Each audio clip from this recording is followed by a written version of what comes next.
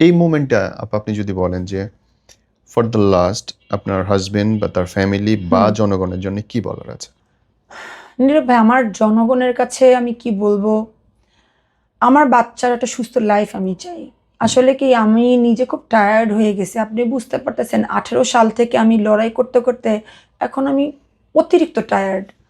এখন আমার বাচ্চার বাবার সাথে দেখা করতে গেলে আমার জন্য পুলিশ নিয়ে আসা হয়। আমি কি আমার বাচ্চার বাবার সাথে দেখা করতে যেতে পারি না? তার ছেলেকে দেখা করতে যাইতে পারি না? তার পিএস আমার জন্য পুলিশ নিয়ে আসে বাসায়। ইভেন দো মোহাম্মদের দাদু নাকি বলছিল যে নাজিয়া কি বলতে আসছে শুনি, তাকে নাকি ধাক্কা মের করে তার পিএস বলছে যে আপনি রুমে যান। এখন যেহেতু মোহাম্মদের দাদাভাই বেঁচে নাই, ওই মহিলা তো একটু অসহায় হয়ে পড়ছে। সে যত কিছুই করুক না কেন, আমার বাচ্চা দাদু তো, তাই না? খারাপ কিছু করলে তো একটু খারাপ লাগে। এখন বলে আপনি খুব মহৎ, হ্যাঁ আমি খুব মহৎ, বেশিই মহৎ, আমি মাফ করে দিই মানুষকে। আমি তো ভাই ফেরেশতা না, মানুষ, তাই না? এখন আমি আমার শাশুড়ি যখন আমার কাছে কোনো জিনিস নিয়ে মাফ চাইছে, আমার মনে হয়েছে মা মানুষ, তা ভুল হয়েছে, তাই কারো পাল্লায় পরে করছে, আমি মাফ করে দিছি।